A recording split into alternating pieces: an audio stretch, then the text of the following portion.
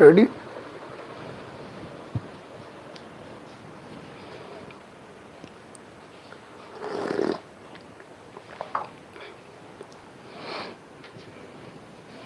आप सभी लोगों का स्वागत है। आप सभी लोगों का दिल के गहराइयों से हार्दिक स्वागत, अभिनंदन। आपका दिन शुभ हो और इस आदरणीय मुख्यमंत्री जी के अभ्युदय योजना में आप सभी लोगों का हार्दिक अभिनंदन है। और आज का लेक्चर हम लोग शुरू करते हैं। और थोड़ा सा टॉपिक बचा हुआ था मुग़ल काल में, तो मुग़ल वंश में एक टॉपिक हम लोगों का बचा हुआ था। उसके बाद हम लोग मॉडर्न इंडिया में प्रवेश कर जाएंगे और लेटर मुग़ल इंडिया का अध्ययन करेंगे। और लास्ट टॉपिक था, क्योंकि कल हम लोगों ने मनसबदारी के बारे में पढ़ा और जागीरदारी भू राजस्व व्यवस्था के बारे में पढ़ा और फिर चित्रकला के विकास के बारे में पढ़ा, फिर थोड़ा भाषा साहित्य के बारे में हम लोगों ने अध्ययन किया। उसके बाद जो है आज हम लोग थोड़ा सा कला, वास्तुकला यानी कि जो आर्किटेक्चर है, आर्ट एंड आर्किटेक्चर जो मुग़ल इंडिया में विकसित हुई है, उसके बारे में अध्ययन करेंगे। तो जो मुग़ल स्थापत्य कला है उसमें एक चीज़ हमें ये समझना है कि उस समय जो आप देखोगे तो जो वास्तुकला विकसित हो रही है उसमें एक समन्वय का रूप देखने को मिलता है। जैसे दिल्ली सल्तनत में जो वास्तुकला विकसित हुई उसको इंडो इस्लामिक वास्तुकला का नाम दिया गया, इंडो सऊदी अरबियन वास्तुकला का नाम दिया गया। लेकिन जो मुग़ल काल में वास्तुकला विकसित हो रही है उसको जो है स्मिथ महोदय कहते हैं कि ये इंडो पर्शियन वास्तुकला, यानी कि इंडो पर्शियन वास्तुकला का बड़ा सुंदर समन्वय है। और भारत जो है भारतीय कारीगरों की प्रशंसा करता है बाबर। और बाबर को जो है अफ़गान के जो वो वास्तुकारी थी वो उतना पसंद नहीं थी, लेकिन बाबर जो है जो ग्वालियर की वास्तुकारी, जो ग्वालियर में राजा मान सिंह के और विक्रमजीत के जो भवन बने हैं उसको बड़ा जो है पसंद करता था। और उसी के आधार पर आप देखोगे कि जो वास्तुकला का विकास होता है उसमें उसको बहुत लाइक करता है बाबर। और बाबर बाग बगीचों का भी बड़ा शौकीन था, जिसमें हम लोगों ने कुछ वास्तुकारी बाबर के बारे में देखा था। तो बाबर के ही समय में आप देखोगे कि एक जो है बाबर के समय में आप देखोगे तो मीर बाकी के द्वारा अयोध्या में एक तो बाबरी मस्जिद का निर्माण किया गया और दूसरे आप देखोगे तो संभल में एक जामा मस्जिद का निर्माण करवाया गया। बाबर के ही समय में संभल में, रुहेलखंड में, संभल क्षेत्र में एक जामा मस्जिद का निर्माण कराया गया। और दूसरे जो है 1529 में इनके जो है मीर बाकी हैं उनके द्वारा अयोध्या में बाबरी मस्जिद का निर्माण कराया गया। और तीसरी चीज़ है कि आप देखोगे बाबर जो है नूरे अफ़गान यानी कि नूरे अफ़शा के नाम से एक बगीचा लगवाया, नूरे अफ़गान के नाम से, जिसको हम लोग राम बाग के नाम से, आराम बाग के नाम से भी जानते हैं। और जिसमें जो है अंततः बाबर का दफनाया गया और उसका मकबरा बना। लेकिन बाद में उसको विस्थापित करके और बाबर का मकबरा जो है एक तरह से कह लीजिए कि जो है काबुल में बनाया गया। तो वर्तमान समय में आ जाए बाबर का मकबरा तो काबुल ही ट्रिक करना। इसके बाद आप देखोगे कि हुमायूं का जो समय है, हुमायूं का समय एक तरह से कह लीजिए कि निर्वासन में बीता 15 वर्षों तक और स्थायित्व रहा नहीं। और उसके बाद संघर्ष में बीता, इसलिए हुमायूं जो है कोई ऐसा सच जो है इस तरह के भवन का निर्माण नहीं कर पाता है। लेकिन हुमायूं के समय में आप देखोगे तो एक 1533 में दीन पनाह के नाम से, यानी कि नाम से ही आप पहचान लोगे कि दीन दुखियारे के तरह, यानी कि दीन पनाह के नाम से एक महल का निर्माण कराया गया, जिसके दिल्ली का भी नाम दिया गया, इसको एक तरह से दिल्ली का रूप दिया गया। और बाद में शेर शाह सूरी ने इसे विस्थापित करके शेरगढ़ी के नाम से जो पुराना किला बनवाया, शेरगढ़ी के नाम से दिल्ली का नामकरण करवाया। तो शेर शाह सूरी के समय में, यानी कि अगर देखा जाए तो दीन पनाह के नाम से इन्होंने एक महल बनवाया और हिसार में एक फतेहाबाद मस्जिद का निर्माण करवाया। यानी कि जहाँ हुमायूं के समय में कोई विशेष कार्य नहीं हो पाता है। और इसके बाद आप देखोगे कि जो शेर शाह सूरी के समय में बड़ा बेहतरीन वास्तुकला के क्षेत्र में विकास होता है। और शेरशाह सूरी ने स्वयं अपने मकबरे का आउटलाइन बनवाया और झील के मध्य में सासाराम में, रोहतासगढ़ का जिला है और रोहतास जिला है, झील के मध्य में है, सासाराम में है, झील के मध्य में शेरशाह सूरी का मकबरा है। और कहा जाता है कि जो दिल्ली सल्तनत में एक मकबरा बना था जो गाजी मलिक गयासुद्दीन तुगलक का मकबरा था, उसे भी कहा जाता है कि उसे शेरशाह सूरी के मकबरे का पूर्वगामी माना जाता है, गाजी मलिक गयासुद्दीन तुगलक का मकबरा। और उसमें भी आप देखोगे वाइट मार्बल से गुंबद बना हुआ है और उसमें आमलक लगा है और उसके ऊपर कलश लगा हुआ है। बहुत बेहतरीन मकबरा बना हुआ है गाजी मलिक गयासुद्दीन तुगलक का मकबरा, तो उसको पूर्वगामी मानते हैं शेरशाह सूरी के मकबरे का। और इसके बाद आप देखोगे कन्नौज नगर को विस्थापित करके इन्होंने शेरसूर नगर को स्थापित किया और शेरगढ़ी के नाम से दिल्ली बनवाया, जो है बसाया, और एक रोहतासगढ़ के किले का निर्माण कराया। और दिल्ली में आप देखोगे एक पुराना किला जो है, पुराने किले का निर्माण शेरशाह सूरी के ही समय में होता है। और पुराने किले में एक किलाए कुहना मस्जिद करके, किलाए कोना मस्जिद भी शेरशाह सूरी के द्वारा बनवाई जा रही है, जिसके ऊपर आप देखोगे तो डमरू बना हुआ। और उसी में आप देखोगे कि शेरे मंडल का निर्माण जो कराया था हुमायूं ने, और शेरे मंडल की सीढ़ियों से कह लीजिए कि वो जो लाइब्रेरी बनी थी उन्हीं के सीढ़ियों से लड़खड़ाया और हुमायूं का इंतकाल भी हो गया था। तो इस तरह से शेरशाह सूरी के समय में, और शेरशाह सूरी के समय में सड़क सराय, यानी कि सड़क सराय के मामले में कहा जाता है कि यह जो है राज्य की धमनियाँ मानी जाती थी और सड़क सराय का निर्माण कराने वाला शेरशाह सूरी, और शुद्ध रूप से अरबी में चांदी का रुपया भी चलाने वाला शेरशाह सूरी। इसके बाद वास्तुकला का एक जो है बेहतरीन, अगर देखा जाए समय जो है अकबर का समय रहता है। और अकबर गुजरात विजय के बाद फतेहाबाद, यानी कि फतेहाबाद नाम से एक नगर बसाता है और वही जो है बाद में फतेहपुर सीकरी के नाम से प्रसिद्ध होता है, जो 15 वर्षों तक कह लीजिए अकबर की राजधानी रहता है, यानी कि 1569 से लेकर और 84 तक अकबर की राजधानी रहता है। बाद में अकबर जो है वो जलाभाव के कारण राजधानी चेंज कर देता है, लाहौर कर देता है, बाद में आगरा हो जाती है राजधानी। तो फतेहपुर सीकरी में ढेर सारी इमारतों का निर्माण कराया गया और कहा जाता है कि जो फतेहपुर सीकरी की डिज़ाइनिंग है, जो वहाँ का आर्किटेक्ट डिज़ाइनर है वो बहाउद्दीन करके, बहाउद्दीन के जो है उसमें आर्किटेक्चर जो है उसको देख रेख में, बहाउद्दीन के देख रेख में पूरे फतेहपुर सीकरी की इमारतों का निर्माण कराया गया। अब फतेहपुर सीकरी के इमारतों में आप देखोगे तो दीवाने आम, दीवाने खास, दीवाने आम में दरबार लगाता था जो है बादशाह सम्राट अकबर, और दीवाने खास में खास बात क्या है कि इसमें इबादत खाना बना हुआ था। और उस इबादत खाना में आप देखोगे कि जो है धर्म की चर्चा पर चर्चा होती है, यानी कि 1575 में इबादत खाने की स्थापना कर देता है दीवाने खास में, और 78 में ये सभी धर्मों के लिए खोल दिया जाता है। यानी कि दीवाने खास की खास बात क्या थी कि यहाँ इबादत खाना में चर्चा पर चर्चा होती थी। बाद में अकबर आप देखोगे कि महजरनामा की घोषणा कर दिया और बाद में दीने इलाही भी लाता अकबर, तो इबादत खाने की स्थापना दीवाने खास में हुई। इसी प्रकार से आप देखोगे जैसे जोधाबाई का महल है, बहुत बड़ा है, सबसे बड़ा महल माना जाता है जोधाबाई का महल। तो जोधाबाई का जो महल है उसको देखा जाए तो वहाँ जो है हनुमान को राम की वंदना करते हुए, हनुमान को राम की पूजा करते हुए दिखाया गया है। तो इसी तरह से आपका मरियम की कोठी है, मरियम उस ज़मानी जिनके गर्भ से सलीम पैदा हुआ, मरियम की कोठी है। बीरबल की कोठी है। तुर्की सुल्ताना का महल है, जिसको एक तरह से कहा गया कि जो है वो पर्सी ब्राउन महोदय ने उसको एक हीरा के रूप में माना।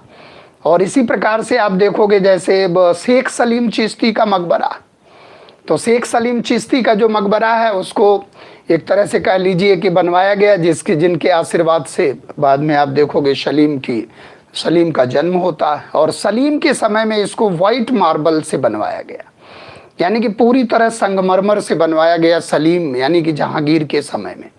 लेकिन शेख सलीम चिश्ती के मकबरे का जो निर्माण होता है वो अकबर के समय में ही होता है। और इसके बाद आप देखोगे जामा मस्जिद फतेहपुर सीकरी का एक गौरव, फतेहपुर सीकरी का एक गौरव माना जाता है। और फर्ग्यूसन महोदय ने तो इसको एक तरह से कह लीजिए कि रूमानी पत्थर की यानी कि रूमानी कथा का याद दिलाता है। फर्ग्यूसन महोदय ने इसको कहा है कि रोमांस इन स्टोन करके भी इसको कहा गया है, यानी कि फतेहपुर सीकरी का जो जामा मस्जिद, यानी कि जामा मस्जिद को हम लोग कह लें तो ये ग्लोरी ऑफ द सीकरी है, फतेहपुर सीकरी का ग्लोरी है। और इसी के याद में आप देखोगे गुजरात विजय के याद में ही बुलंद दरवाजे का निर्माण कराया गया, जो आप देखोगे चबूतरे सहित जो है 176 फीट ऊंचा।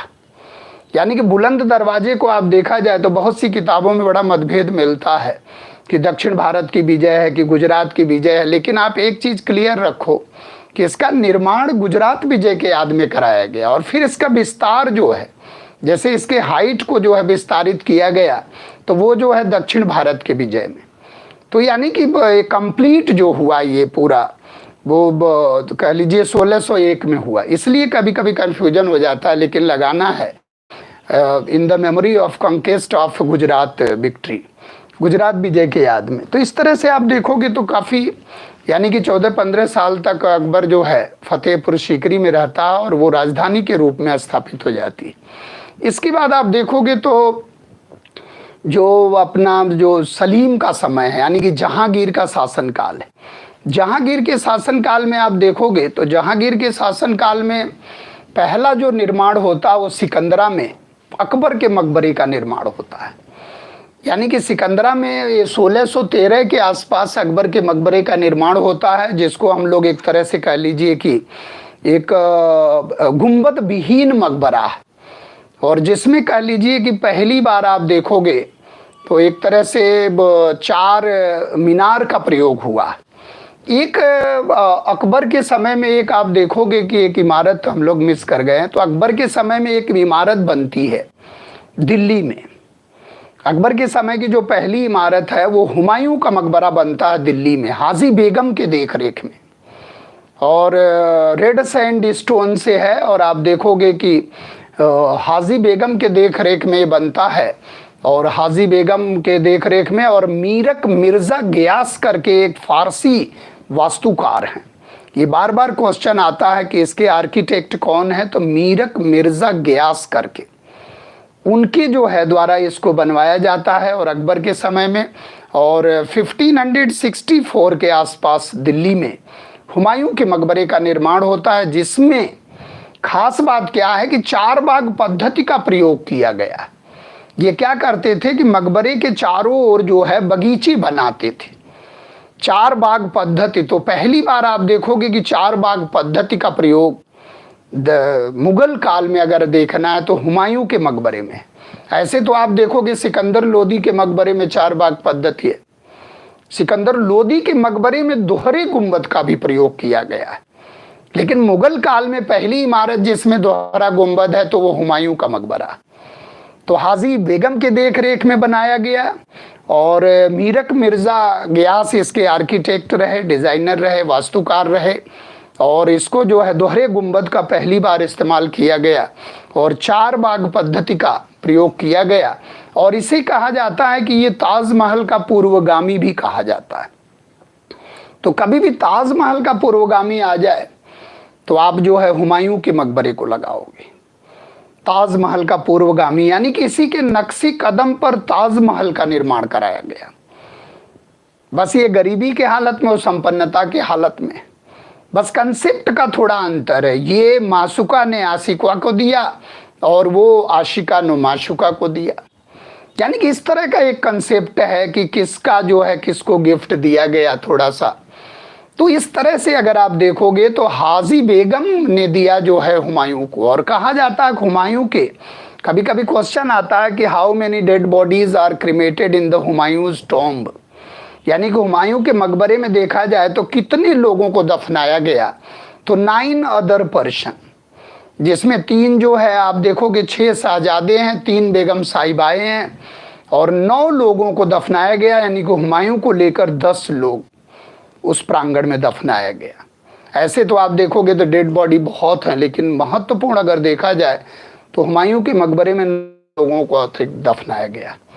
तो हुमायूं के मकबरे को हम लोग ताजमहल का पूर्वगामी मानते हैं, और बीबी का मकबरा जो औरंगजेब ने बनवाया था उसको हम लोग ताजमहल के नक्शे कदम पर मानते, इसलिए वो ताजमहल का पाश्चात्यगामी और ये ताजमहल का पूर्वगामी।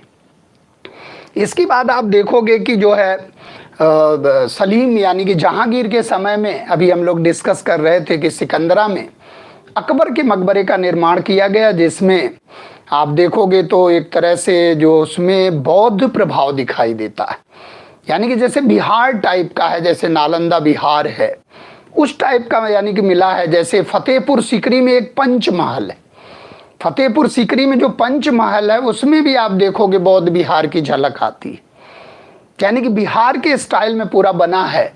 तो पंचमहल जो फतेहपुर सीकरी वाला उसमें भी आता है इस तरह की झलक। और जो सिकंदरा में अकबर का मकबरा है इसमें भी एक तरह से ईसाई और बौद्ध और इस्लाम यानी कि प्रभाव दिखाई देता है, हिंदू धर्म का प्रभाव दिखाई देता है, क्योंकि समन्वयकारी था और सुलह कुल की नीति अकबर ने अपनाया था। तो वो चीज़ें हम मकबरे में भी देखने को मिलती हैं, सुलह कुल का सिद्धांत। तो एक प्रकार से जो अकबर का मकबरा है सिकंदरा में, उसको कहा जाए कि ये 4 मीनार का सबसे पहला उदाहरण प्रस्तुत करता है, सिकंदरा में अकबर का मकबरा। इसके बाद आप देखोगे जहांगीर के ही समय में जो फतेहपुर सीकरी में शेख सलीम चिश्ती का मकबरा है, उसको वाइट मार्बल से जो है जड़ा गया, उसको पूरा वाइट मार्बल से निर्मित हुआ। और दूसरी बात है कि 1615 के आसपास अनारकली का मकबरा बनता है। अनारकली का मकबरा जो है लाहौर में बनता है, और जो है हुमायूं के जहांगीर के द्वारा। इसके बाद आप देखोगे जहांगीर के समय में एक इमारत बनती है जो है वो आगरे में है, और एतमादुद्दौला का मकबरा, यानी कि 1626 में नूर जहां के द्वारा अपने पिता के याद में और एतमादुद्दौले का मकबरा का निर्माण कराया गया। एतमादुद्दौला का मकबरा बनवाया गया, जो एक तरह से कह लीजिए कि 3 बातों के लिए बहुत फेमस है।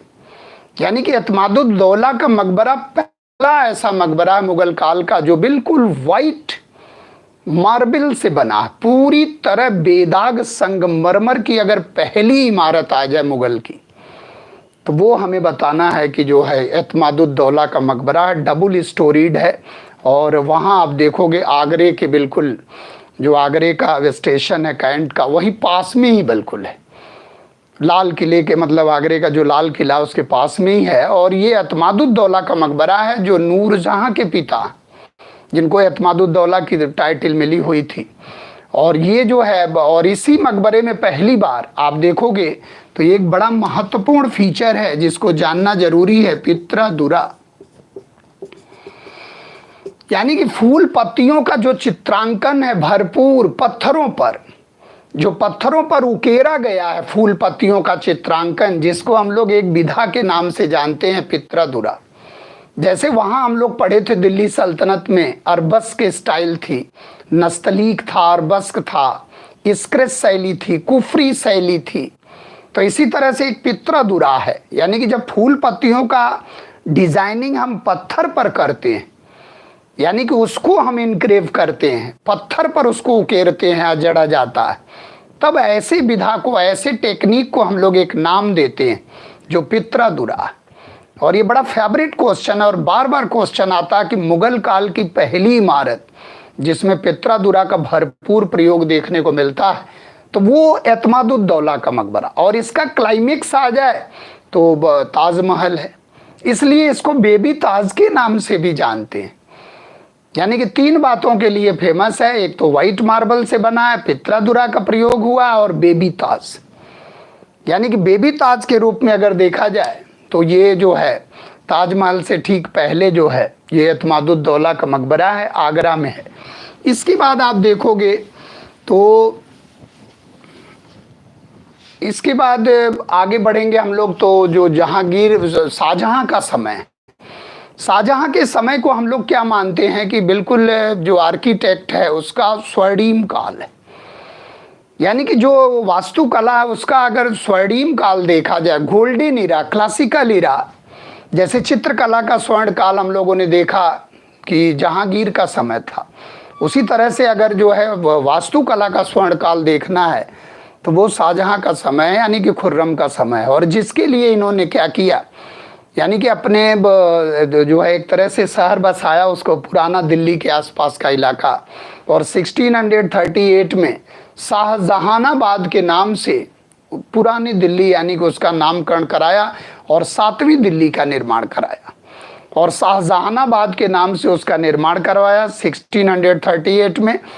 और वहीं पर इनके द्वारा जो है लाल किले का निर्माण कराया गया, जो ऐतिहासिक लाल किला है। आप देखोगे कि एक तो लाल किला आपका आगरा में है, लेकिन जो ऐतिहासिक लाल किला वो दिल्ली का लाल किला है। जबकि आगरे के लाल किले में भी खूब इमारतें इन्होंने बनवाया। आगरे के लाल किले में आप देखोगे जैसे नगीना मस्जिद है, शीश महल है, जैसे आपका मुसम्मन बुर्ज है जहाँ से वो ताजमहल देखा करता था शाहजहां। तो शाहजहां आगरे के लाल किले में भी ढेर सारी इमारतें शाहजहां की, जैसे मोती मस्जिद है। आगरे के लाल किले की मोती मस्जिद अगर आ जाए तो शाहजहां को लगाना, दिल्ली के लाल किले में अगर मोती मस्जिद आ जाए तो औरंगजेब को लगाना। तो कुछ चीज़ों को बिल्कुल ध्यान रखना है, नहीं तो कन्फ्यूज़न होता है। जैसे शीश महल है, नगीना मस्जिद है, मोती मस्जिद है, आगरे के लाल किले वाली, उसका निर्माण आप देखोगे तो शाहजहां के द्वारा किया गया है। यानी कि एक प्रकार से अगर देखा जाए तो शाहजहां के द्वारा दिल्ली के लाल किले का निर्माण किया गया, लेकिन दिल्ली के लाल किले में मोती मस्जिद का निर्माण औरंगजेब के द्वारा कराया गया। तो कभी भी आ जाए कि लाल किले में मोती मस्जिद का निर्माण, तो लाल किले का मतलब हम लोग क्या समझते हैं, ऐतिहासिक लाल किला, यानी कि रेड फोर्ट इन दिल्ली। उसमें अगर देखा जाए मोती मस्जिद तो वो जो है मोती मास्क जो है वो बिल्ट बाई औरंगजेब। उसमें आप देखोगे दिल्ली के लाल किले में दीवाने आम, दीवाने खास, बहुत ढेर सारे उसमें भवन बनते हैं।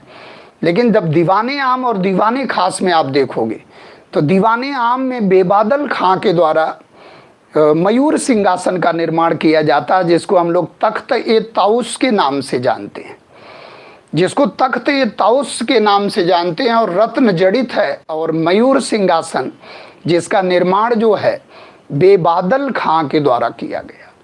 तो बेबादल खां के द्वारा निर्मित है मयूर सिंहासन, जिस पे बैठने वाला पहला व्यक्ति शाहजहां है, और लास्ट व्यक्ति होगा रंगीला, यानी कि मोहम्मद शाह रंगीला, जिसके समय में जो है नादिर शाह के आक्रमण होते हैं और 1739 में नादिर शाह इसको ईरान ले जाता है, कोहिनूर हीरा और तख्त-ए-ताउस। तो कभी भी आ जाए कि अगर मयूर सिंहासन पर बैठने वाला पहला बादशाह तो खुर्रम शाहजहां, और लास्ट बादशाह तो रंगीला। और उस मयूर सिंहासन का निर्माण हुआ था दीवाने आम में। उसमें पहिए पर वो था, दीवाने आम में भी चला जाता था और खास में भी चला जाता था। लेकिन जब दरबार लगाता था वो झरोखा दर्शन, यानी कि आम जनता से जब मिलता जुलता था तो दीवाने आम में रहता था। दीवाने खास की क्या बात थी कि वो खास प्रकार से जैसे गुफ्तगू करना हुआ, मंत्रियों की बैठक करना हुआ, खास बातें खास में, आम बातें आम में। तो खास में जब दीवाने खास की महत्वपूर्ण, यानी दीवाने खास की खास बात क्या थी कि उसमें दीवार, यानी कि उसकी दीवार पर ये पंक्तियां उत्कीर्ण थीं।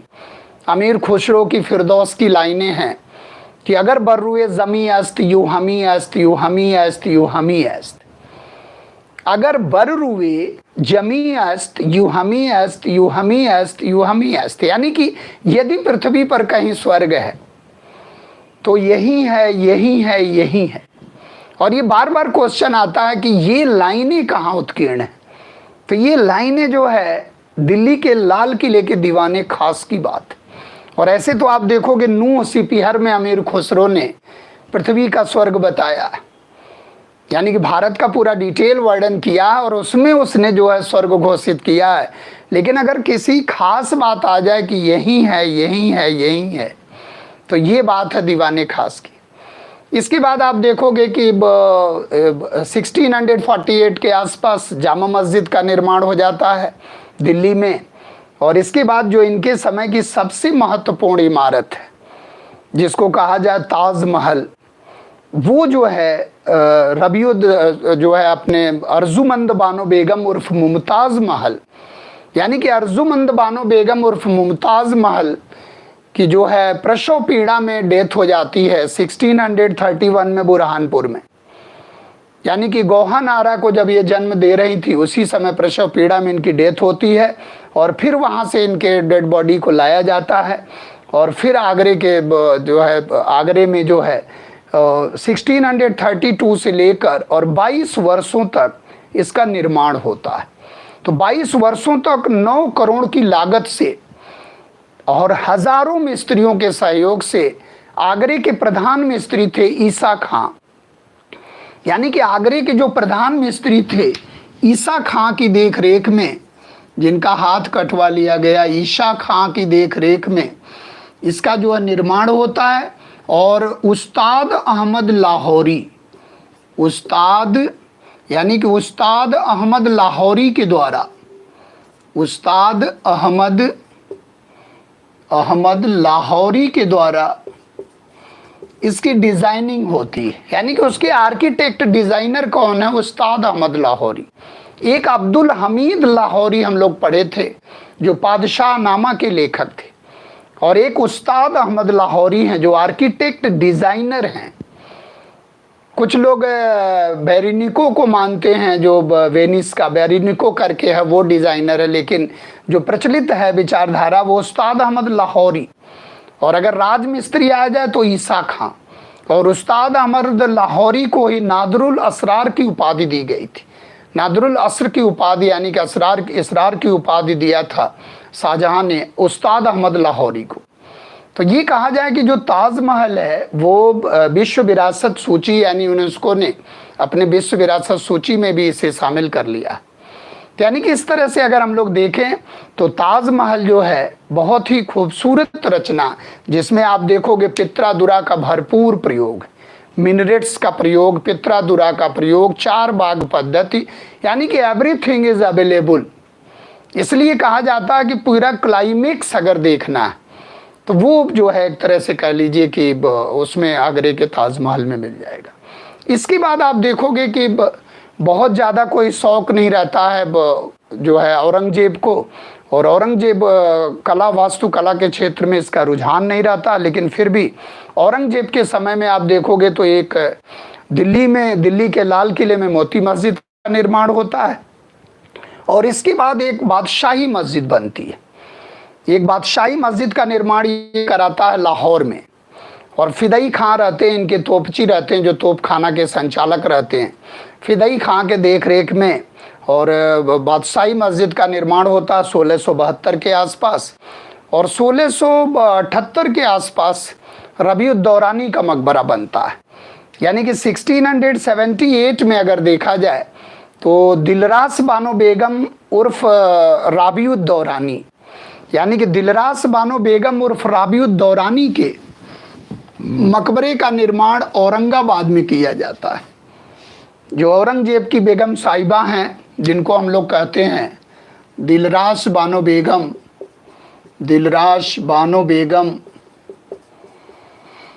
उर्फ राबियुद्दौरानी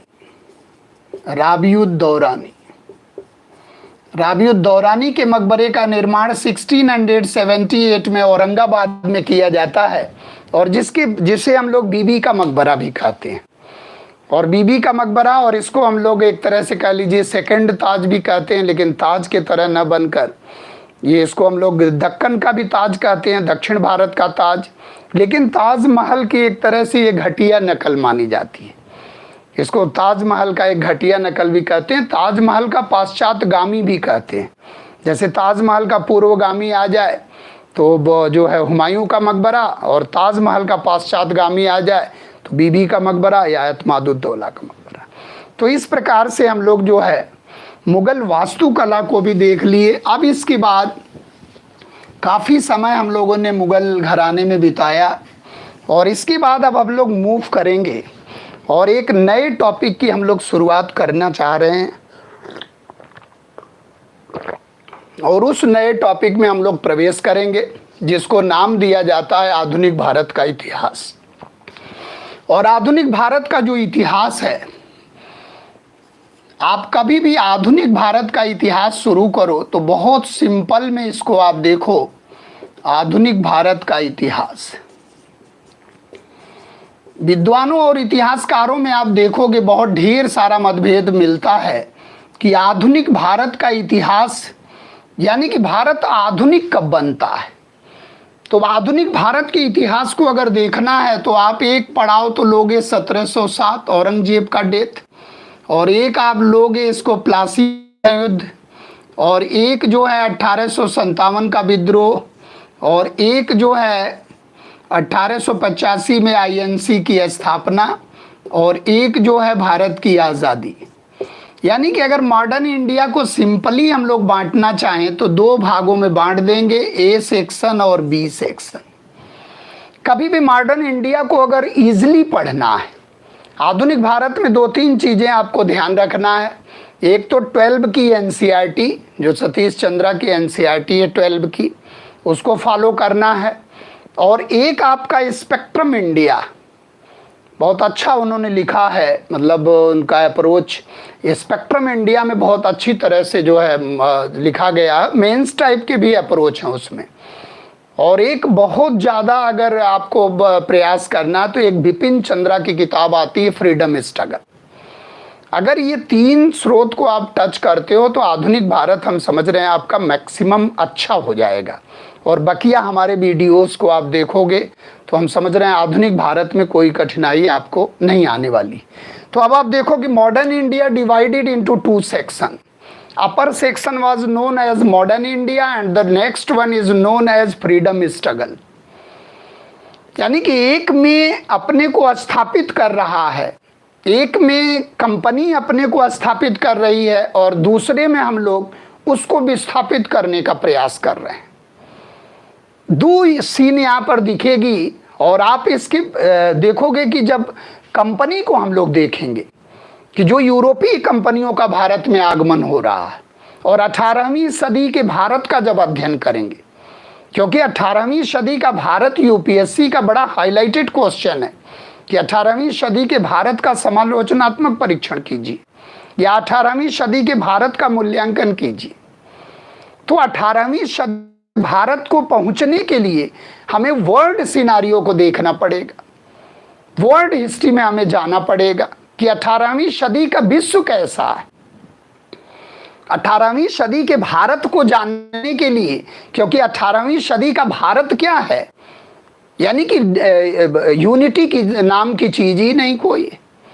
आप कला, वास्तुकला, वाणिज्य सब क्षेत्र में आप देखोगे तो greater Mughal India change into later Mughal India.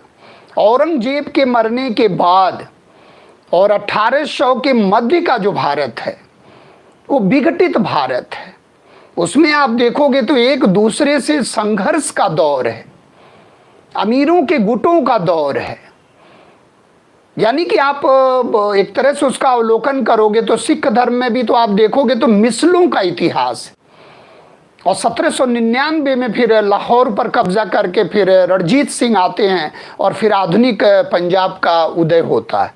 और 1799 में ही टीपू सुल्तान लड़ता हुआ मारा जाता श्रीरंगपट्टनम के द्वार पर।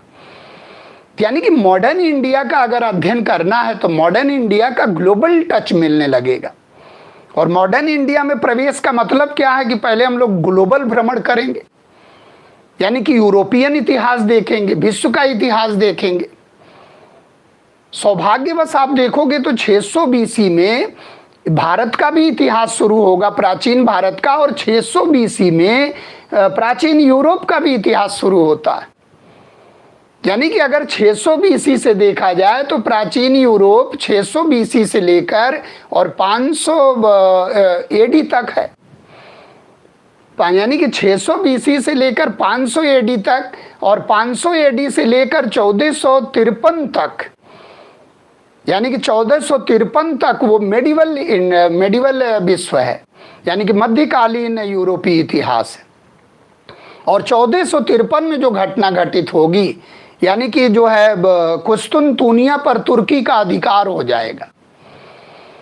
यानी कि 1453 को एक डिमार्केटिंग लाइन मान के चलना है विश्व के इतिहास में, जिसने विश्व को पुनर्जागरण के दौर में डाल दिया, भौगोलिक खोज अनुसंधान के दौर में डाल दिया, एज ऑफ इनलाइटनमेंट के दौर में डाल दिया, प्रबोधन के युग में डाल दिया। और पूरे विश्व में आप देखोगे, यानी कि पुर्तगाल और स्पेन के द्वारा, कोलंबस और वास्को डिगामा के द्वारा आप देखोगे पूरे, यानी कि उधर जो है नई दुनिया की खोज की जाएगी और इधर डायरेक्ट रूट का जो है खोज किया जाएगा।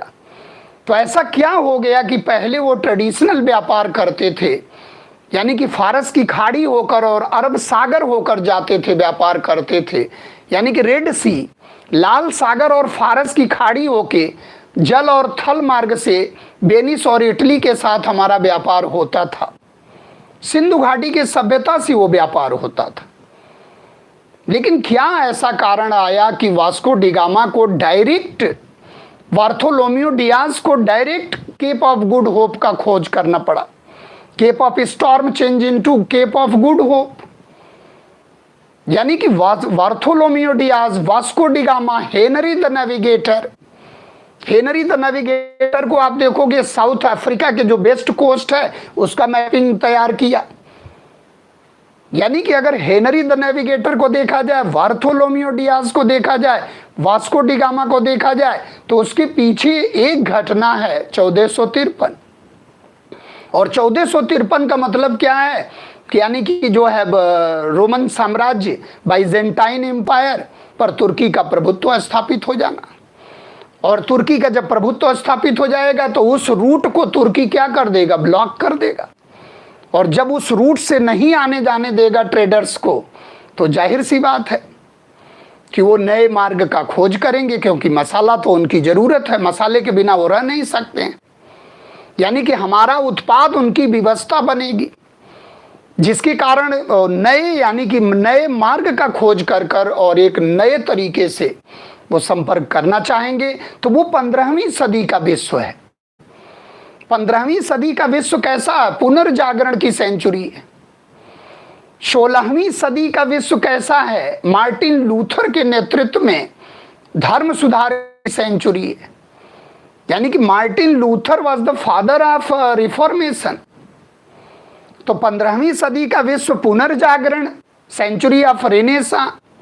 16वीं सदी का विश्व जो है सेंचुरी ऑफ रिफॉर्मेशन। 17वीं सदी का विश्व क्या है? केपलर है, गैलीलियो है, कोपरनिकस है, सेंचुरी ऑफ टैलेंटेड पर्सन। प्रतिभाशालियों का युग है, प्रतिभाशालियों की शताब्दी है। और 18वीं सदी का विश्व कैसा है?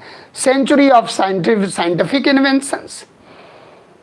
यानी कि आप 18वीं सदी के विश्व का जब अध्ययन करोगे तो विज्ञानवाद की सेंचुरी है, लेमार्क की सेंचुरी है, डार्विन की सेंचुरी है, न्यूटन की सेंचुरी है। यानी कि 18वीं सदी का विश्व से जब 18वीं सदी के भारत का तुलना करोगे तो पूरे आईने की तरह भारत दिखेगा। पूरे आईने की तरह भारत दिखेगा कि यहाँ राष्ट्रवाद कहाँ पर है और विज्ञानवाद कहाँ पर है। जाहिर सी बात है कि जब स्थिरता नहीं है, जब केंद्रीय सत्ता कमजोर हो रही है, तो इसका प्रभाव कला, वास्तुकला, आर्थिक क्षेत्र, सामाजिक क्षेत्र, राजनीतिक क्षेत्र, हर क्षेत्र पर पड़ेगा। और एक आपने देखा, जागीरदारी संकट पहले से चली आ रही, औरंगजेब की धार्मिक मतांधता की नीति पहले से चली आ रही थी, जिसके कारण लोगों ने कहा कि भाई औरंगजेब भी काफी हद तक जिम्मेदार है। दरबार में जो अमीरों की गुटबंदी हो रही है वो भी काफी हद तक जिम्मेदार है। नोबेल्स, ऐसा नहीं था कि नोबेल्स जो है उमरा वर्ग औरंगजेब के समय में नहीं थे, लेकिन जैसे ही औरंगजेब की डेथ होती है नोबिलिटी सक्रिय हो जाती है। अभिजात वर्ग जो होता था, जो पहले बड़े प्रतापी और वीर होते थे, उनकी वीरता ही चली गई, विलासिता आ गई। वो भी बादशाहों को देखकर घोर जो है विलासी हो गए, वैभवपूर्ण जीवन व्यतीत करने लगे। तो there were so many factors of the downfall of Mughal India. जैसे जैसे मुगल वंश का पतन होगा वैसे वैसे अन्य स्थानीय जो ताकतें हैं, अन्य जो राज्य हैं, जो स्वतंत्र राज्य हैं, उनका उदय हो जाएगा। तो आप देखोगे दोनों इन्वर्सली प्रोपोर्शनल टू हैं। यानी कि मुगल वंश का पतन पढ़ेंगे हम लोग तो स्वतंत्र राज्यों का उदय भी पढ़ेंगे, जिसमें आप देखोगे अवध स्वतंत्र हो जाएगा, हैदराबाद स्वतंत्र हो जाएगा। जो इनके सूबे थे, दक्कन में जो इनके प्रभुत्व वाले थे, वो इनसे अलग हो जाएंगे। जैसे बंगाल पहला देखो आप,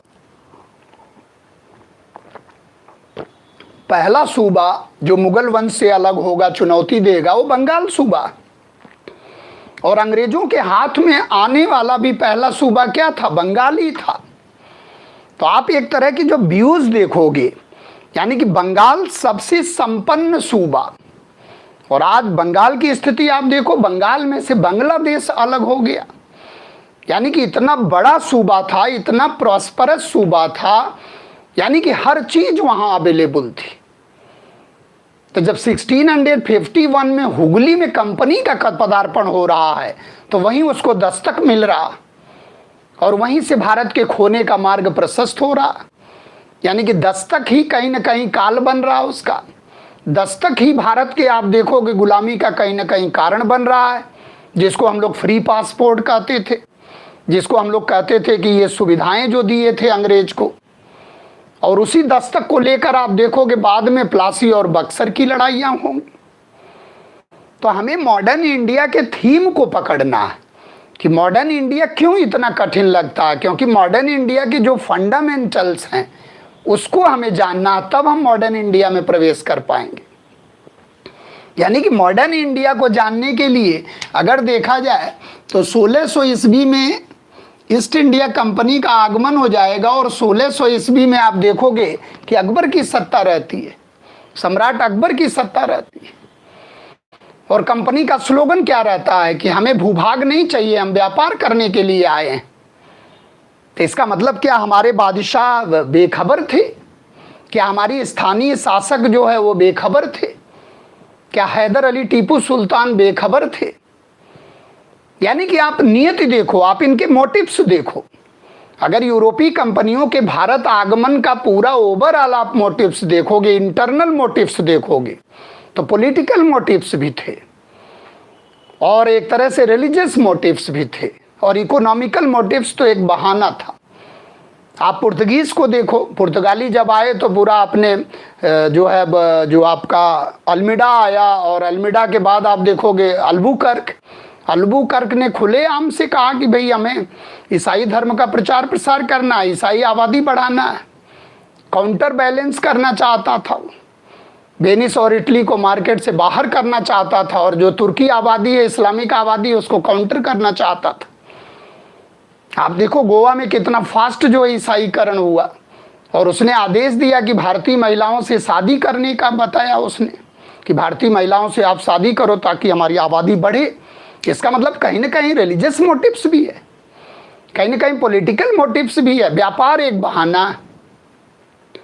तो इन चीज़ों को हमें ध्यान से रखना है कि 1600 ईस्वी में ईस्ट इंडिया कंपनी आ जा रही, और 1600 ईस्वी से लेकर आप देखोगे प्लासी तक इसका ए फेज है। 1600 ईस्वी से लेकर प्लासी तक इसका कॉमर्शियल फेज रहता है, और इसके बाद आप देखो कि कंपनी जो है पॉलिटिकल फेज आ जाता है। तो ये जो पड़ाव है, क्योंकि कोई एक दिन में हम मॉडर्न नहीं बनेंगे। कोई ऐसा नहीं है कि 1707 में औरंगजेब की डेथ हो गई तो हम मॉडर्न बन गए। Modern that's was a process, modernity that's was a process, change is the law of nature. कुछ लोग कहते हैं कि मॉडर्नाइजेशन का मतलब क्या है, यानी कि what were the parameters for the modern, modernity के पैरामीटर क्या है, मॉडर्निटी के मानदंड क्या है। अगर उन मानदंडों की शुरुआत हो गई तो हम लोग मॉडर्न हो गए। इसलिए कुछ लोग, यानी कि इनका पक्ष क्या है कि हम जो है प्लासी से, यानी कि प्लासी से मॉडर्न हुए। प्लासी से भारत में उपनिवेश की स्थापना हो रही है। इससे पहले कॉमर्शियल एटीट्यूड कंपनी का रहता है, और फिर प्लासी के बाद आप देखो तो प्लासी के बाद आप देखोगे रेगुलेटिंग आएगा, पेट्स आएगा, चार्टर आएंगे, फिर वो कंपनी के ऊपर शिकंजा कसने लगेंगे, फिर गवर्नर बनाने लगेंगे, फिर गवर्नर जनरल बनेगा, फिर भारत का गवर्नर जनरल बनेगा, फिर ब्रिटिश भारत में वायसराय बनने लगेंगे। यानी कि धीरे धीरे उन्होंने लीगल पॉइंट से भी भारत पर कब्जा करने का प्रयास किया। यानी कि कंपनी का अगर ये चरण देखा जाए, कॉमर्शियल फेज देखा जाए, तो that begin 1600 and that and जो है वो कहाँ तक रहेगा, प्लासी तक। और प्लासी के बाद इनका फिर तो डुअल नेचर हो जाता है, यानी कि राजनीतिक चरण भी आ जाता है, और फिर कंपनी खत्म हो जाती है विद्रोह के बाद। अब सोचो, विद्रोह का आरोप लगाकर कंपनी पर, और कंपनी को ही खत्म कर देता है ब्रिटिश संसद। और इसके बाद यानी कि ब्रिटिश जो है भारत, यानी कि India change into British India. यानी कि यहां से यहां तक का भारत अगर देखा जाए, 1858 से लेकर, क्राउन एक्ट से लेकर और आजादी तक का Bharat, that's India was known as British India. और उसी ब्रिटिश इंडिया में क्या मिलेंगे, वायसराय मिलेंगे। यानी कि वायसराय क्या है, viceroy was merely a title. Viceroy का मतलब क्या होता है, फेथफुलनेस। और governor general that was a rank. यानी कि उस रैंक में, उस गवर्नर जनरल के रैंक में एक पदवी जुड़ गई जो वायसराय की पदवी थी। और पहला वायसराय कौन होगा, जो उनका बहुत वफादार रहेगा।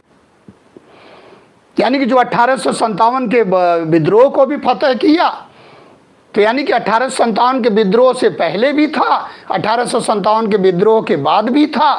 तो इसका मतलब वो भारत का अंतिम गवर्नर जनरल होगा, और वही आगे चलकर ब्रिटिश भारत का पहला वायसराय भी होगा। यानी कि ब्रिटिश भारत का पहला वायसराय आ जाए तो लॉर्ड कैनिंग ही होगा। और 1857 के विद्रोह के समय में कौन था, तो लॉर्ड कैनिंग ही था गवर्नर जनरल के रूप में। और IPC, CrPC, ICA Act, ICS Act, Indian Civil Services Act, Indian High Court Act, Indian Criminal Procedure, Indian Penal Code Act, सारे जितने एक्ट व्यवहार में आए, यानी कि व्यवहारिक रूप उसको देने का श्रेय किसको दिया जाता है, लॉर्ड कैनिंग को दिया जाता है।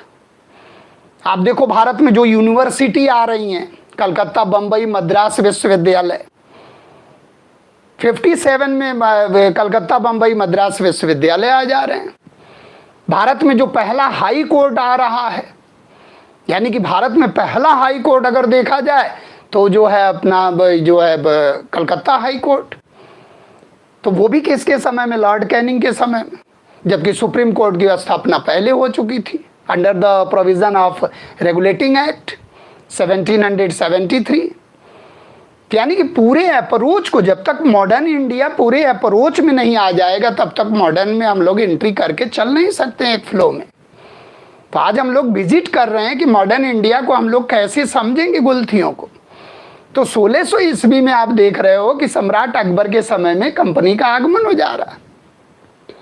और 1608 में ये ट्रायल कर रहे हैं कि सूरत में हमें फरमान मिल जाए, सूरत में हमें फैक्ट्री डालने की इजाज़त मिल जाए, माल गोदाम खोलने की इजाज़त मिल जाए, जिसके लिए आया था कैप्टन हॉकिंस।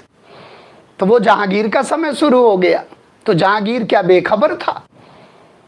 जहांगीर को सुध बुध नहीं थी कि ये गोडाउन है, कि इसके पीछे क्या नियति है।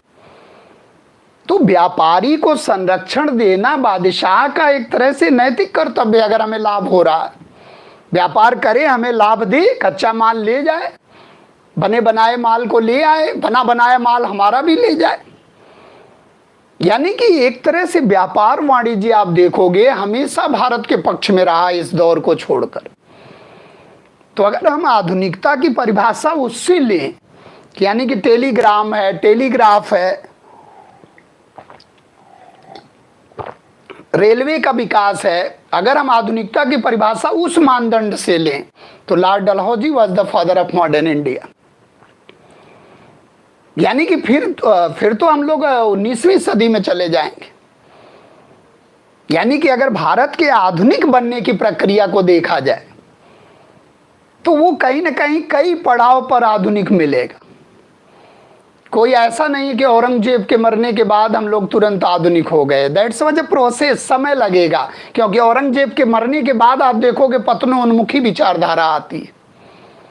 चाहे वो अर्थ के क्षेत्र में, आर्थिक क्षेत्र में देखो आप, सामाजिक क्षेत्र में, और जो है राजनीतिक क्षेत्र में केंद्रीय सत्ता कमजोर हो रही है। इसीलिए टॉपिक का नाम क्या है? मुगल वंश का पतन और स्वतंत्र राज्यों का उदय। जैसे बंगाल है, रुहेलखंड है, पंजाब है, मराठे हैं। सत्ता का जो सबसे प्रबल दावेदार था मराठा, वो पानीपत के 3rd बैटल में लड़कर एकदम बैठ जाता है, बिल्कुल फिर उभरता है। वहां उस कंसेप्ट क्लियर हो जाते हैं अंग्रेजों के कि नहीं, सत्ता के दावेदार ये नहीं तो अंग्रेज तो यही समझते थे कि जो पेशवा के नेतृत्व में मराठा साम्राज्य चल रहा है इसका कोई सानी नहीं। लेकिन उस दौर में आप देखो मराठों की भी सत्ता, यानी कि मराठों के नेचर को, मराठा साम्राज्य के नेचर को कहीं ना कहीं औरंगजेब को समझने में भूल हो गई।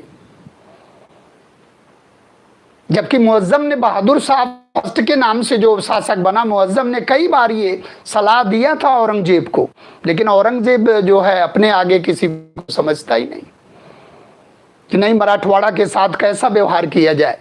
आप देखो संगमेश्वर की लड़ाई हुई और कभी कलश के साथ निर्मम हत्या कर दी गई संभाजी की, और फिर बीजापुर गोलकुंडा के साथ। भाई इनकी मान्यता क्या थी कि बीजापुर गोलकुंडा को खत्म कर दो और इनको जो है सरेंडर करा दो और मराठे अपने आप जो है चरणों पर गिर जाएंगे।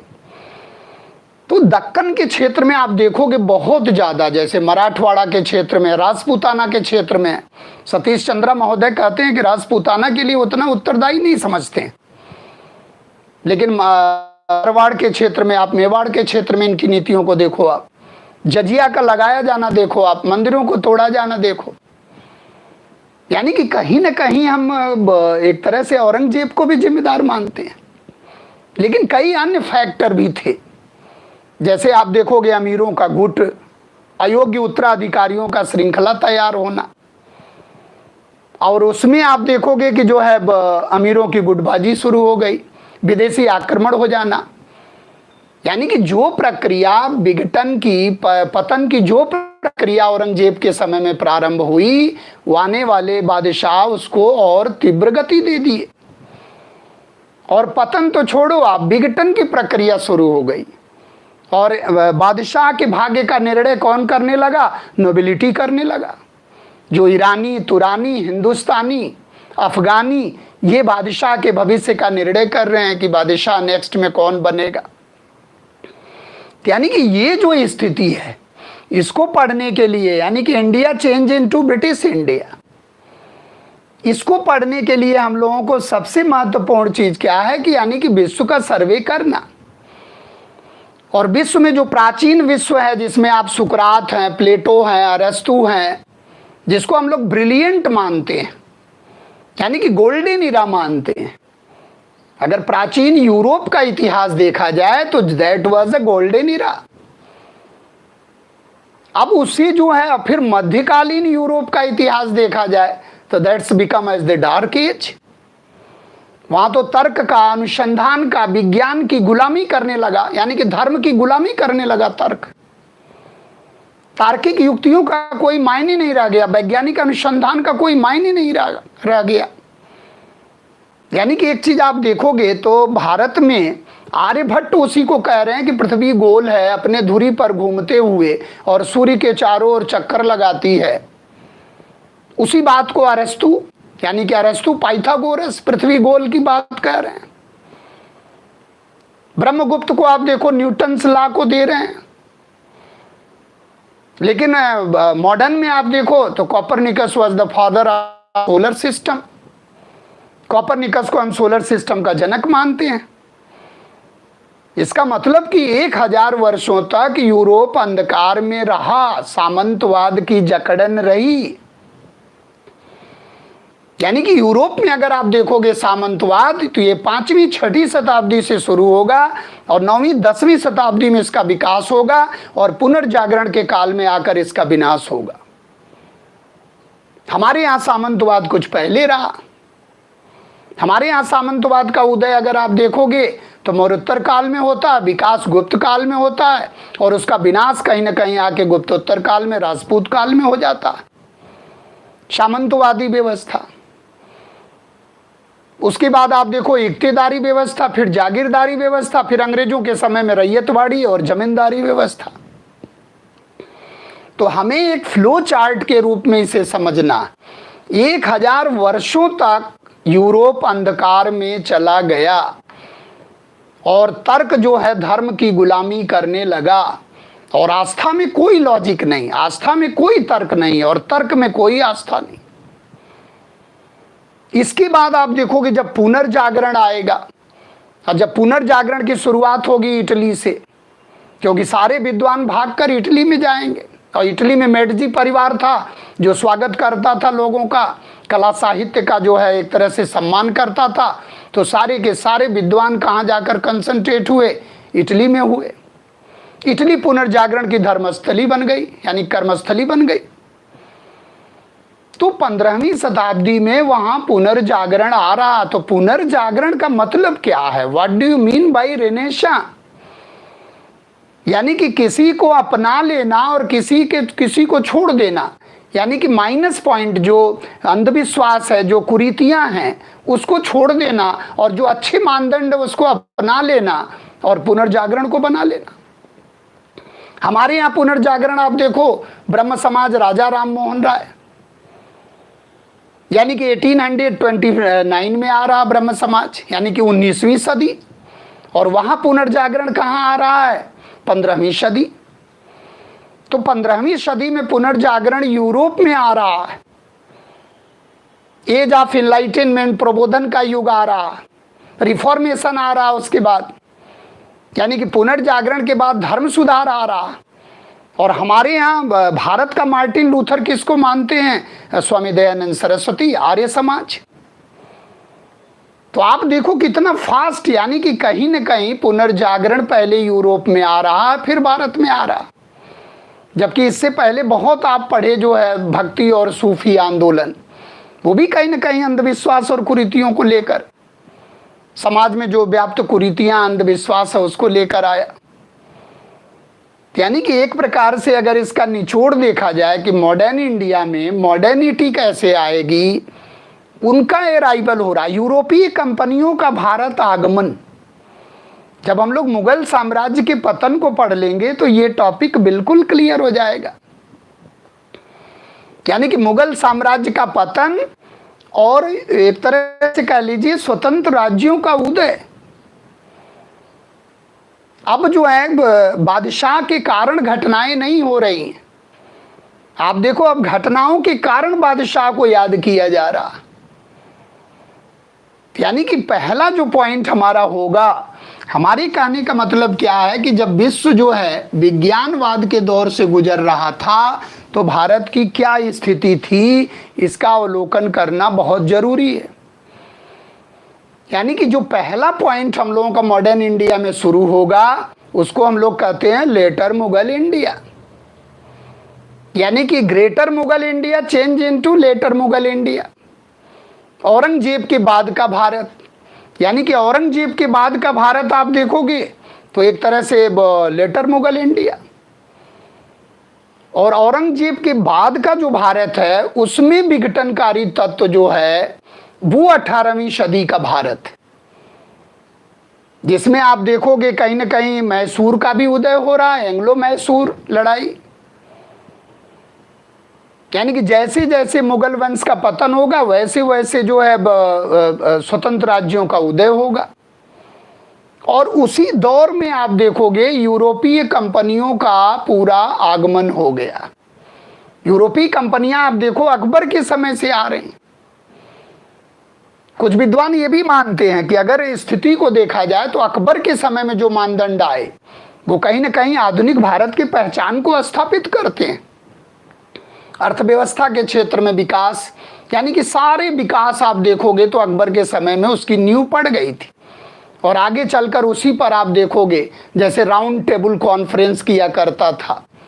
बाद में आप देखो आरटीसी की अवधारणा आई दांडी मार्च के समय में, गांधी जी के समय में। यानी कि जैसे जैसे आप देखोगे मुगल वंश का पतन होगा वैसे वैसे स्वतंत्र इकाइयां आएंगी। यानी कि मुगल वंश का पतन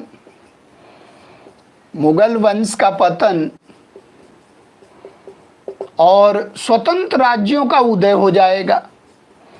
स्वतंत्र राज्यों का उदय, पहला ही टॉपिक हम लोगों का यही होगा। और मुगल वंश का पतन क्या है, औरंगजेब के बाद, और 1857 तक आप देखो, और 1862 में बहादुर शाह जफर की डेथ हो जाएगी।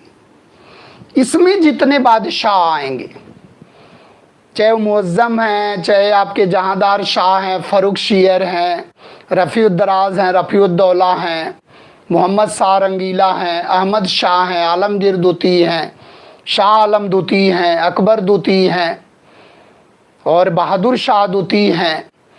बहादुर शाह जफर के नाम से शेरो शायरी किया करते थे। और लास्ट में आप देखो 1857 तक ये दौर चलेगा। यानी कि आप देखो 1857 तक, 1803 में दिल्ली हाथ से निकल जाती है। लॉर्ड लेक के नेतृत्व में लॉर्ड वेलेस्ली का समय था, और 1803 में दिल्ली हाथ से चली जाती है। यानी कि 1803 में अगर देखा जाए तो दिल्ली, आगरा, मथुरा पर अंग्रेज जो है वो आधिपत्य स्थापित कर लेते हैं। इसके बाद की जो कंडीशन है, यानी कि अंग्रेजों के प्रोटेक्शन में मुगल बादशाह बनता है। यानी कि अंग्रेजी प्रोटेक्शन में बनने वाला पहला अगर आ जाए मुगल बादशाह तो अकबर सेकेंड, और अंग्रेजी प्रोटेक्शन में जाने वाला पहला मुगल बादशाह आ जाए तो शाह आलम सेकेंड। यानी कि पेंशनर बनने वाला पहला मुगल बादशाह तो शाह आलम सेकेंड, क्योंकि शाह आलम सेकेंड के साथ आप देखोगे इलाहाबाद की संधियां होंगी। उधर अवध के नवाब के साथ हो रही हैं, और इधर जो है मुगल बादशाह शाह आलम सेकेंड के साथ इलाहाबाद की संधियां हो रही हैं। यानी कि 1765 में आप देखो संधियां हो रही हैं, 1764 में बक्सर की लड़ाई हो रहा है, 1757 में प्लासी का युद्ध हो रहा। कभी भी मॉडर्न इंडिया में हमें युद्ध पढ़ने की जरूरत ही नहीं है। प्लासी और बक्सर के बीच के युद्ध का अध्ययन कर लेना। प्लासी और बक्सर के बीच ही पूरा निर्णय कर देगा कि प्लासी के बचे हुए कार्य को बक्सर ने पूरी तरह मोहर लगा दिया। और आधुनिक भारत का सर्वाधिक निर्णायक युद्ध माना जाए तो बक्सर का युद्ध है, जिसमें अखिल भारतीय पराजय होती है, जिसमें बंगाल का पदमुक्त नवाब भी रहता है, और यत्र तत्र भटकने वाला मुगल बादशाह भी रहता है, और जो स्थायी रूप से जिसकी सेना लड़ी वो अवध का नवाब शुजाउद्दौला भी रहता है। यानी कि आप सोचो 40 से 60 हजार की सेना को 9 से 10 हजार की नेतृत्व वाले हेक्टर मुनरो ने पराजित कर दिया बक्सर के लड़ाई में। और बक्सर के पहले अंग्रेजों ने निर्णय कर दिया 10 वर्षों में। आप देखोगे 10 वर्ष भी नहीं लगे, 57 से 64, 59 में बेदारा का युद्ध हुआ, उसमें डचों का निर्णय कर दिया अंग्रेजों ने। 60 में बांडीवास की लड़ाई हुई, उसमें फ्रांसीसियों का निर्णय कर दिया अंग्रेजों ने।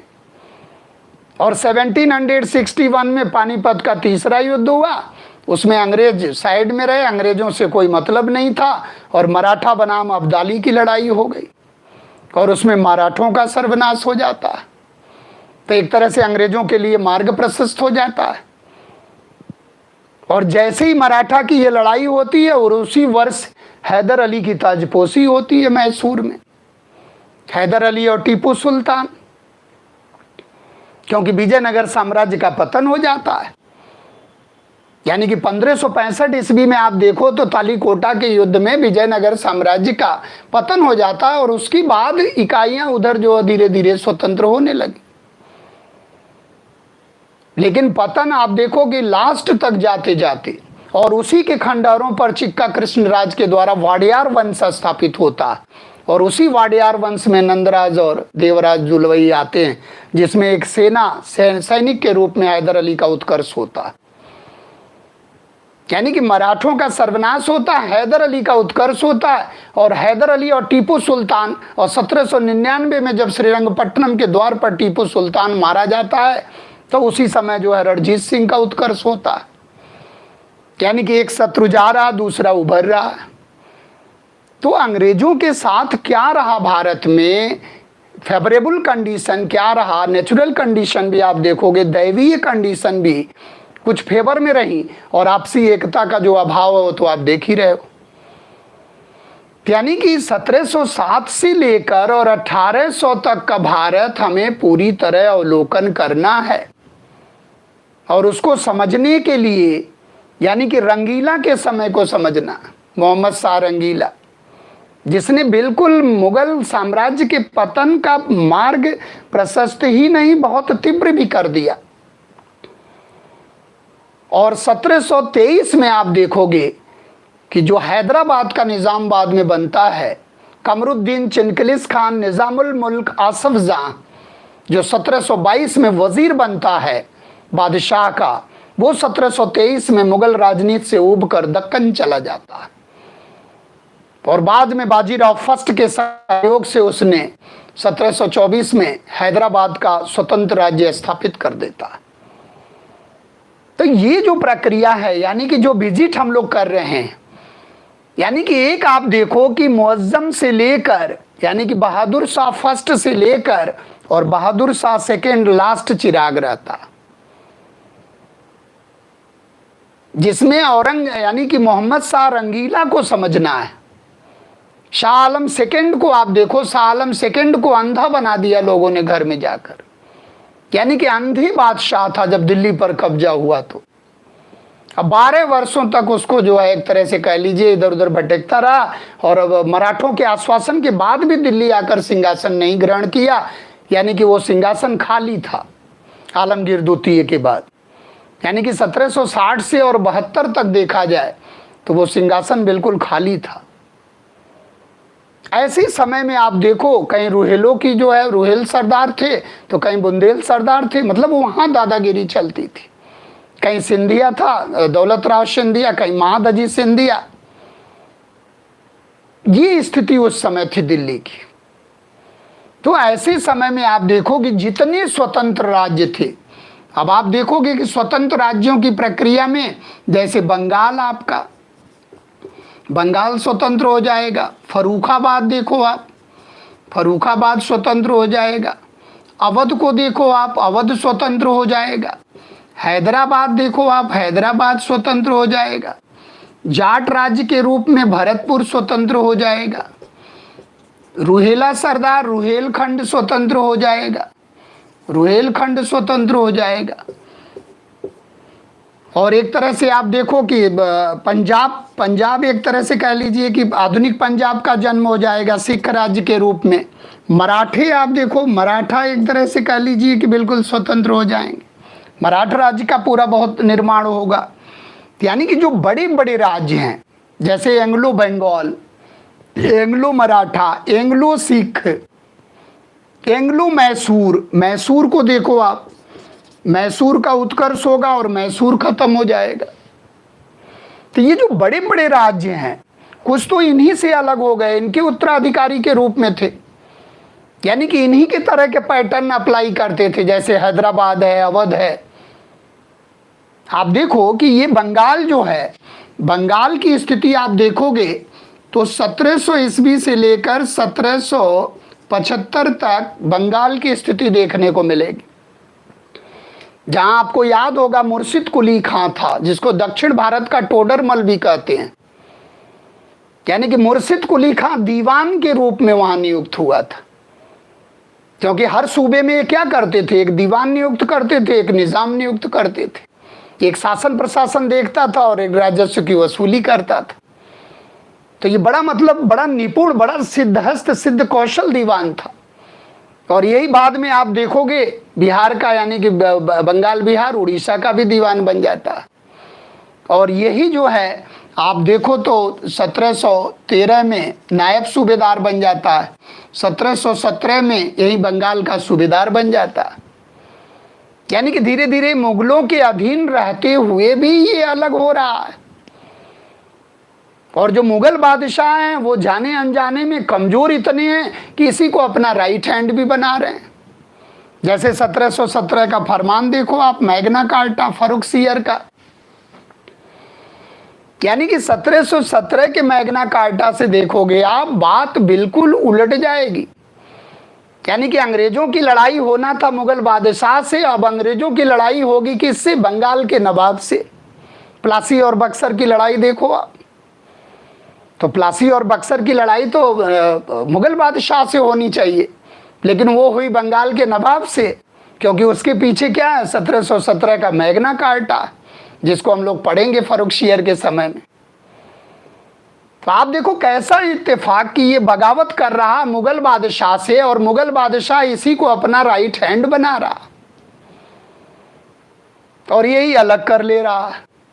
अब ढाका से क्या करेगा? मुर्शिदाबाद को राजधानी बनाएगा, और 1760 तक राजधानी क्या रहेगी? मुर्शिदाबाद। ये बार बार क्वेश्चन आता, मुर्शिदाबाद शहर किसने बसाया? मुर्शिद कुली खां।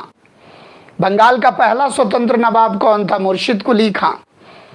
बाद में आप देखोगे वारेन हेस्टिंग के समय में रेगुलेटिंग एक्ट के बाद बंगाल की नवाबी खत्म कर दी गई। तो बंगाल को समझने के लिए ये 75 वर्ष की यात्रा को समझना पड़ेगा हमें। इसके बाद आप देखो कि फर्रुखाबाद जो है 1714 में फर्रुखाबाद का जन्म हो जाता है। बंगस पठान यहाँ रहते हैं, अपने को अलग कर देते हैं। फिर अवध को देखो आप, 1722 में ईरानी गुट का नेता, यानी कि नोबेल सीट हैं, जो जहांदार शाह के समय में जुल्फिकार खां की महत्वपूर्ण भूमिका थी, वो ईरानी गुट का ही नेता था। शहादत खां, जुल्फिकार खां, असद खां, ये ईरानी गुट, यानी कि अवध ईरानी राज्य है। तो 1722 में आप देखो कि अवध का नवाब कौन बनता है? शहादत खां बुरहानुल मुल्क। अब आप देखो इसकी स्थिति, यानी कि शहादत खां बुरहानुल मुल्क, ये अवध का नवाब बनता। और नादिर शाह के समय में ये दोनों जो है, नादिर शाह के आक्रमण के समय में मोहम्मद शाह रंगीला के दोनों राइट हैंड थे, एक अवध का नवाब और एक हैदराबाद का निज़ाम, कमरुद्दीन चिनकलिस खान, निज़ामुल मुल्क आसफ जाह, और ये दोनों बगावत किए हैं आप। अब देखो कैसा इत्तेफाक है, जब तक इस गुलथी को आप समझोगे नहीं। अब देखो दोनों अलग हो रहे हैं, और 1739 में जब करनाल की लड़ाई होती है तो इन्हीं दोनों से मदद की गुहार कर रहा, और ये दोनों की आपस में नहीं पड़ती थी। और वहां बार्गेनिंग देखो आप क्या होता, वो पूरा आई विटनेस देख रहा। कौन? नादिर शाह, जो लुटेरा था, जो आया था और तख्त तायुश, मयूर, सिंहासन और कोहिनूर हीरा सब ले गया लूट कर। और उस नादिर शाह से जब संधि की स्थिति हुई तो इस शहादत खान ने नादिर शाह से क्या बोला कि आप दिल्ली को लूटो, इससे क्या होगा? 50 लाख से क्या होगा? आप दिल्ली को लूटो, आप जो है 20 करोड़ हमसे ले जाओ।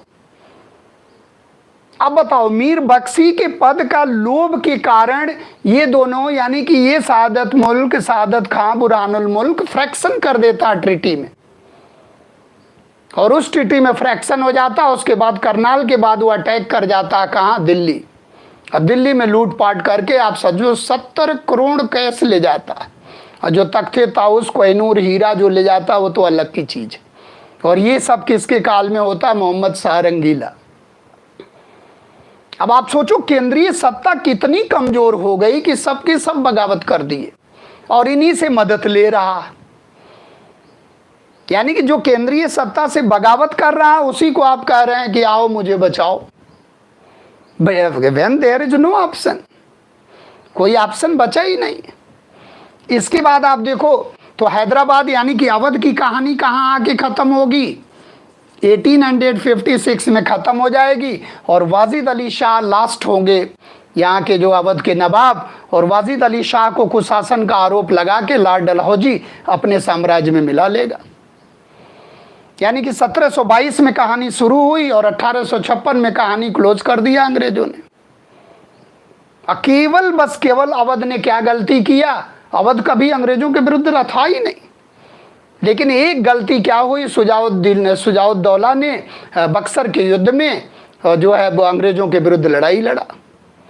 जबकि अवध को देखो आप, धाय गाय कहते थे, कल्प वृक्ष कहते थे, जब जी चाहे असरफी यानी कि डालो और हाथ निकाल लो।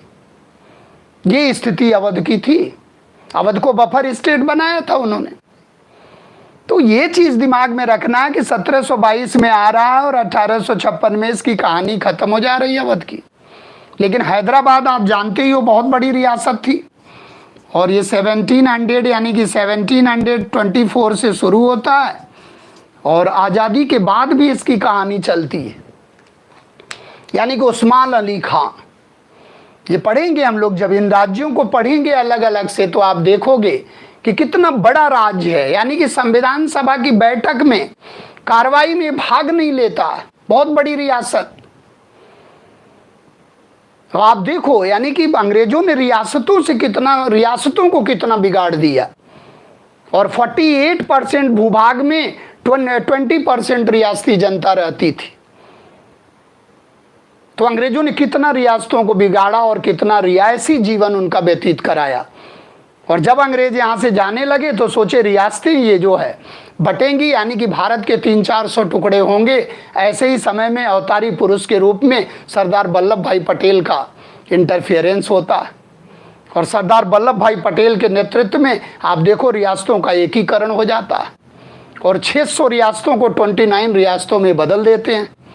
यानी कि भारत के बिस्मार्क के रूप में, iron man of India, Bharat के लौह पुरुष के रूप में। जैसे बिस्मार्क को देखो जर्मनी में, आप 300 टुकड़ों को बिस्मार्क ने 3 टुकड़ों में बांट दिया।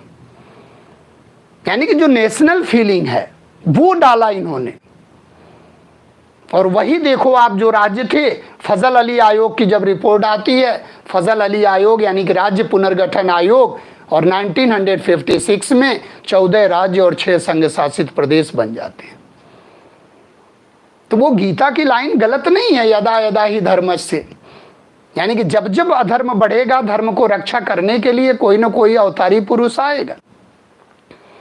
तो ये चीज हमें दिमाग में रखना है कि ये जितना आप देखो, आज का ये संघर्ष नेक्स्ट लेक्चर के लिए बिल्कुल फ्लो बनेगा, क्योंकि मॉडर्न इंडिया रटने का विषय नहीं है, समझ विकसित करने का विषय है। क्योंकि 18वीं सदी में आप देख रहे हो कि कैसे चल रहे हैं हम लोग और उभर नहीं पा रहे हैं।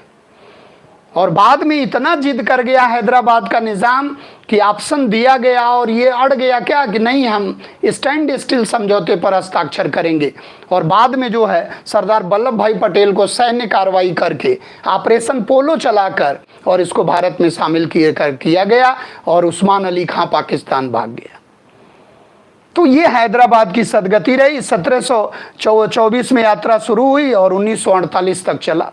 इसी तरह आप देखो भरतपुर की कहानी आप देखो, वो चूड़ामन और बदन सिंह के द्वारा भरतपुर आ जाता है, और 1803 में भरतपुर की भी कहानी खत्म हो जाती। चूड़ामन और बदन सिंह जाट नेता थे और भरतपुर को जो है अलग कर लेते हैं ये। और इसके बाद आप देखो कि लास्ट में जो है लॉर्ड लेक के समय में 1803 में आगरा, मथुरा, भरतपुर, दिल्ली आदि पर अंग्रेज कब्जा कर लेते हैं। इसके बाद रुहेलखंड की कहानी आप देखो, रुहेला सरदार, यानी कि 1720-22 में आप देखो रुहेलखंड की स्थापना होती है। और इसमें जो है अली मोहम्मद खान रुहेला सरदार और मीर दाऊद, यानी कि वीर दाऊद और उनके पुत्र थे अली मोहम्मद खान रुहेला सरदार। यानी कि एक रोहिल सरदार हैं और एक रुहेल सरदार हैं। रोहिल सरदार यहाँ के स्थानीय हैं और रुहेल सरदार अफगान वाले हैं। उसी रुहेला सरदार के कारण इसका नाम जो है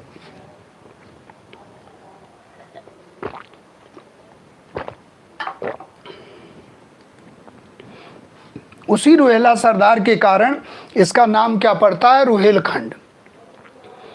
यानी कि ये तस्वीर आप देखोगे रुहेलखंड भी अलग हो गया।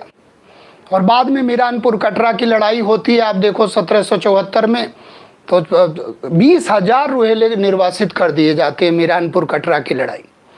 यानी कि 1774 में वारेन हेस्टिंग का समय रहता है।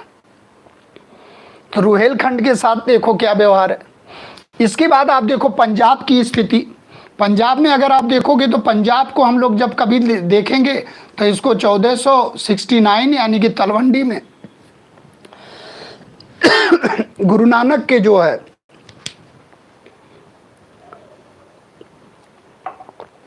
गुरु नानक से जोड़ेंगे इसको।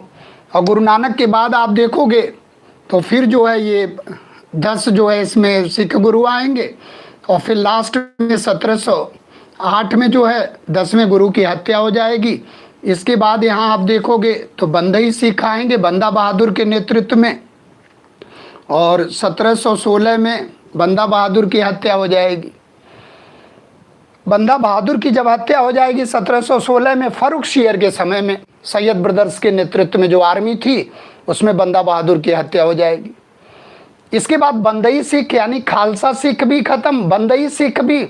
और इसके बाद आप देखोगे कि मिसलों का इतिहास रहता है 1780 तक, यानी कि मिसलें होती हैं जैसे सुकर चकिया मिसल, फैजलपुरिया मिसल, भंगी मिसल, और उसी सुकर चकिया मिसल में महासिंह के घर रणजीत सिंह का जन्म होता है।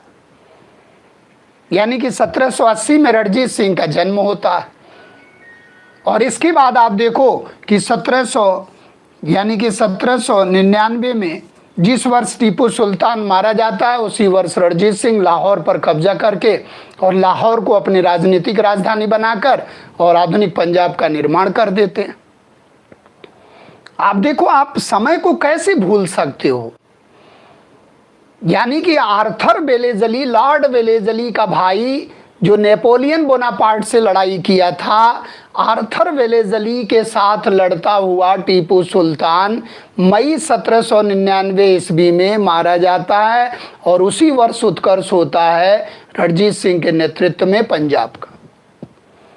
और इसके बाद ये 40 वर्षों तक शासन में रहते हैं, यानी कि 1839 तक ये 40 वर्षों तक रहते हैं शासन में रणजीत सिंह। और इसके बाद आप देखो कि 10 वर्षों में, यानी कि 49 में 10 वर्षों में 4 शासक आएंगे और 4 शासक जाएंगे। और लॉर्ड डलहौजी के समय में अंतिम इकाई जिस पर अंग्रेजों ने कब्जा किया युद्ध के माध्यम से वो पंजाब था, और पहली इकाई जिस पर अंग्रेजों ने कब्जा किया वो बंगाल था। आप सोचो, बंगाल मुगलों से बगावत करने वाला पहला सूबा और अंग्रेजों के हाथ में आने वाला पहला सूबा प्लासी और बक्सर। और जो प्लासी से युद्ध की शुरुआत होती है वो लास्ट कहां होता है? पंजाब पर। और 1857 के विद्रोह में पंजाब का रुख देख लो आप। तो नेशनलिज्म यानी कि राष्ट्रवाद की फीलिंग कहाँ है? राष्ट्र शब्द तो वैदिक काल में है, लेकिन वो राष्ट्रवाद आ रहा है। अंग्रेज कह रहा क्या? भारतीय राष्ट्रवाद।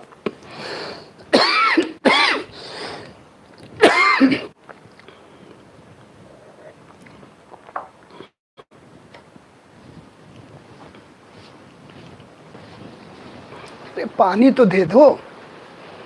खत्म हो गया।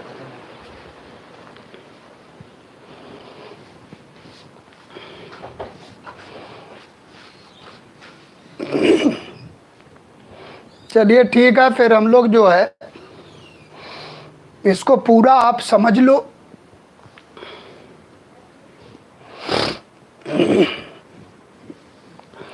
यानी कि भारतीय राष्ट्रवाद अंग्रेजी संतान माना जाता है। यानी कि जो भारत का राष्ट्रवाद है वो अंग्रेज आरोप लगाते हैं कि हमारी देन है। अब आप देखो कि राष्ट्रवाद की चेतना कहाँ है भारत में। राष्ट्रवाद की चेतना अगर देखा जाए तो भारत में है ही नहीं।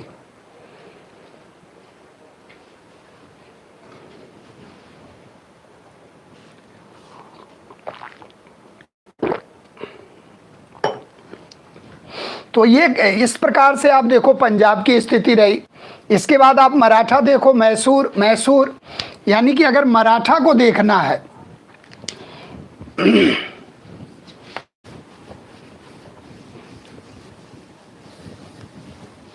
यानी कि मराठा राज्य को अगर देखा जाए तो मराठा राज्य को समझने के लिए हमें एक तो छत्रपति को समझना पड़ेगा और दूसरा पेशवा को समझना पड़ेगा।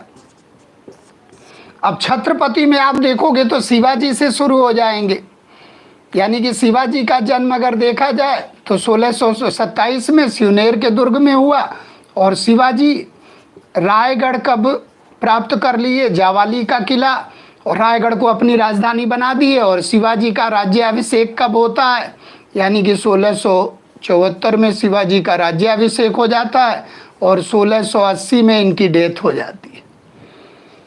यानी कि 1674 से लेकर और डलहौजी तक 1848 तक, जब तक सतारा का विलय नहीं होता। अब आप देखो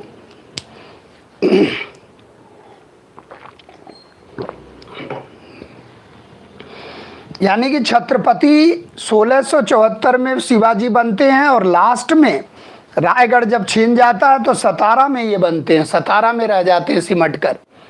और शिवाजी के बाद संभाजी, संभाजी के बाद राजाराम, राजाराम के बाद ताराबाई, और ताराबाई के बाद छत्रपति साहू, और साहू के समय में पेशवा महत्वपूर्ण हो जाता है।